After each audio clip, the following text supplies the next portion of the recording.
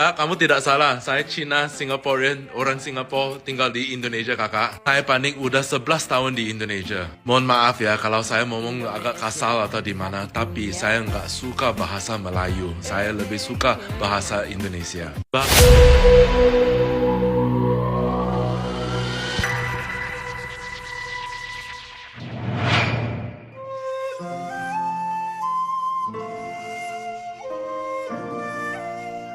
Belakangan ini, sebuah video di YouTube menarik perhatian banyak warganet. Video tersebut memperlihatkan pengalaman seorang warga Singapura yang mengaku cukup terkejut setelah berkunjung langsung ke Indonesia. Bukan karena makanan atau tempat wisatanya, melainkan karena kenyataan bahwa bahasa Indonesia ternyata jauh lebih mudah dipahami dibanding yang selama ini ia bayangkan.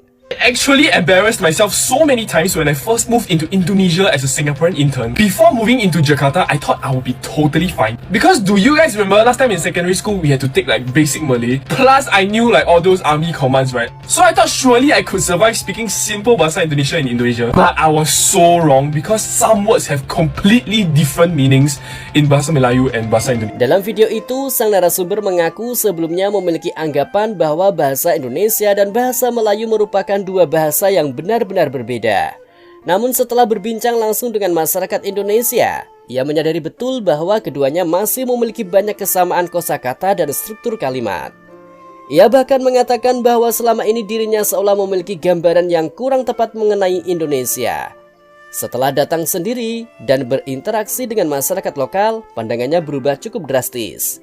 Banyak kesamaan, tapi tetap ada perbedaan. Right. So I thought surely I could survive speaking simple Bahasa Indonesia in Indonesia. But I was so wrong because some words have completely different meanings in Bahasa Melayu and Bahasa Indonesia. The craziest time that I remember was there was this time a bunch of kids came to visit the office area. And then I was like, wow, banyak budak-budak. The moment I said that, all my colleagues turned at me and they were like, Jensen, don't say that. I'm not even gonna say what budak means in Indonesian because I don't want to get banned on TikTok. But holy shit, that was damn bad. Another one is kereta. Someone told me saya naik kereta. Then I was like, whoa, you can drive from here to here. So in Indonesia, cars will be called mobil. The last one actually confused me a bit, okay? Because in Singapore, you always hear like, oh, ke kanan pusing, ke kiri pusing. Pusing means turn, right? There was this one time my colleague was driving us, right? And then he was like, wah, pusing banget. Because like our office is right there, right? So I thought like, whoa, bro, why you want to do like a big turn? And then he said, no.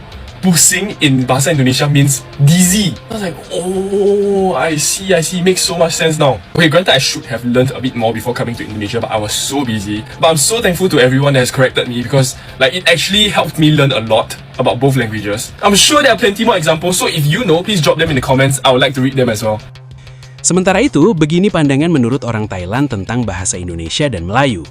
ภาษาอินโดนีเซียกับภาษามาลายูเหมือนกันไหมวันนี้จะมาเล่าให้ฟังค่ะต้องเล่าให้ฟังก่อนนะคะว่าประเทศอินโดเนี่ยเขามีชาติพันธุ์นะคะหรือว่าภาษาอินโดก็คือซูกูเยอะมากๆเลยค่ะแล้วในช่วงที่อินโดนีเซียเนี่ยต้องการที่จะสร้างชาตินะคะสร้างความเป็นอินโดนีเซียเขาก็คิดว่าเนี่ยสิ่งหนึ่งที่จะต้องแบบเชื่อมทุกชาติพันธุ์ให้เป็นหนึ่งเดียวกันได้เนี่ยก็คือผ่านภาษาค่ะในสมัยนั้นนะคะภาษากลางที่เขาใช้กันในการสื่อสารหรือว่าในการค้าขายอะค่ะก็จะเป็นภาษามลายูนะคะซึ่งในตอนนั้นเนี่ยคนที่พูดภาษามลายูได้มีแค่ 5% เท่านั้นเองค่ะซึ่งนับว่าเป็นจำนวนที่แบบน้อยมากๆนะคะด้วยความที่มันเป็นภาษากลางเนาะแล้วภาษามลายูเนี่ยมันก็แบบง่ายต่อการเรียนนะคะเขาก็เลยเลือกภาษามลายูค่ะทำไมไม่เลือกใช้ภาษาชวาเป็นภาษาชาติเพราะว่าตอนนั้นชวาก็เป็นเหมือนศูนย์รวมอำนาจเหตุผลแรกนะคะเขาบอกว่าเป็นเพราะว่าภาษาชวาเนี่ยเป็นภาษาที่ยากค่ะเนื่องจากว่ามีแบบตัวอักษรเป็นของตัวเองนะคะแล้วเขาก็จะมีระดับขั้นทางภาษาซึ่งแบบมันยากอะค่ะแต่อีกหนึ่งเหตุผลที่สำคัญกว่านั้นนะคะเป็นเพราะว่า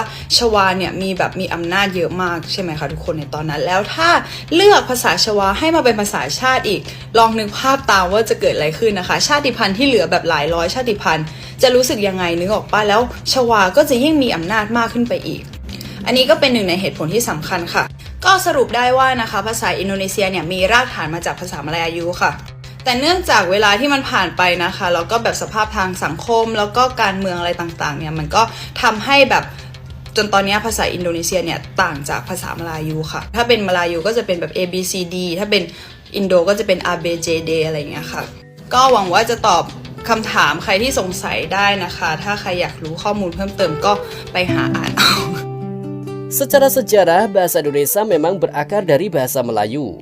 Karena itulah tidak mengherankan jika banyak kata yang terdengar mirip dan masih bisa dipahami oleh penutur kedua bahasa tersebut.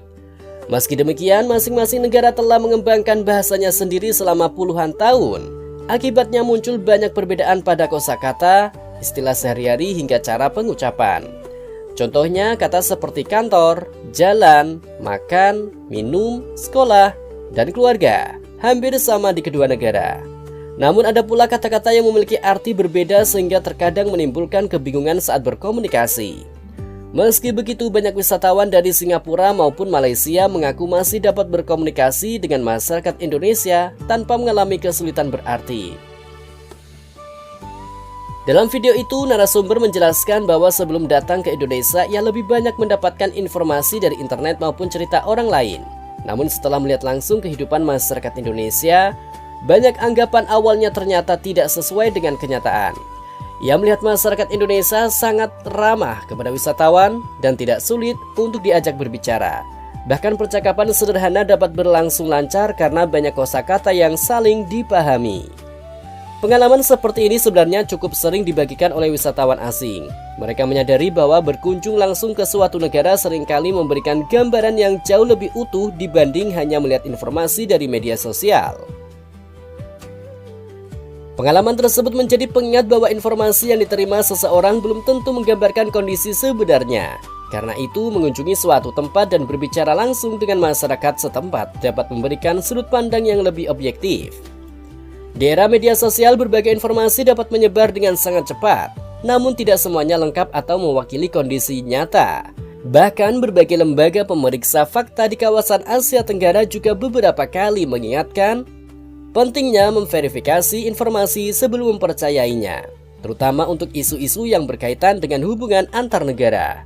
Guys, I promised that I would make a video of me speaking in Bahasa. So forgive me if it's bad. Jujur ya, 5 bulan di Indonesia itu cepat banget rasanya. Selama di sini gue belajar banyak hal. Bukan cuma soal tempat atau makanan, tapi soal orang-orangnya juga. Kalian semua baik banget sama gue. Kasih rekomendasi, kirim hadiah, support video gue, follow, komen. Beneran kerasa kayak keluarga sendiri.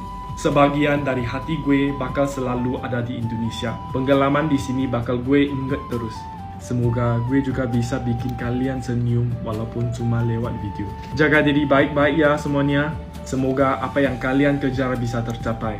Sampai ketemu lagi, santai aja. Kisah warga Singapura ini menunjukkan bahwa pengalaman langsung seringkali mampu mengubah cara pandang seseorang.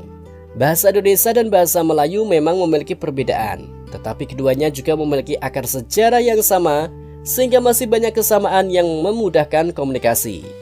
Pada akhirnya perjalanan ke Indonesia membuatnya menyadari bahwa banyak hal yang selama ini ia bayangkan ternyata berbeda dengan kenyataan. Pengalaman tersebut menjadi bukti bahwa mengenal suatu negara secara langsung seringkali jauh lebih berharga daripada hanya mengandalkan informasi yang beredar di internet. Kamu tidak salah, saya Cina, Singaporean, orang Singapura tinggal di Indonesia kakak. Saya panik udah 11 tahun di Indonesia. Mohon maaf ya kalau saya ngomong agak kasar atau di mana, tapi saya nggak suka bahasa Melayu. Saya lebih suka bahasa Indonesia. Bahasa saya tidak lancar juga, tapi saya belajar dari sini, belajar dari situ, dengerin di sini, dengerin di situ kakak. Terima kasih Indonesia, terima saya Pak Ning, orang Singapura tinggal di sini. Saya beneran bersyukur ada istri orang Indonesia bisa bantuin saya sampai hari ini kakak. Kalau ada teman di sini mau tahu Aman Logistics sebenarnya apa sih, kenapa Pak Ning jago banget sampai hari ini bisa tahu peraturan sampai begini. Terus kak, saya udah kerja sama Aman Logistics mulai 20 tahun kak. Saya cuma mau barang kamu aman sampai ke pintu rumah kamu. Saya nggak mau bohongin konsumen sama bohongin bea cukai teman-teman. Kalau teman-teman di sini mau tahu lebih jelas, silakan kak komen di bawah. Saya pasti jawab. Yang lewat beranda sampai jadi berita di mana-mana. Mereka bilang ada yang berbeda, ada hangat yang tak biasa.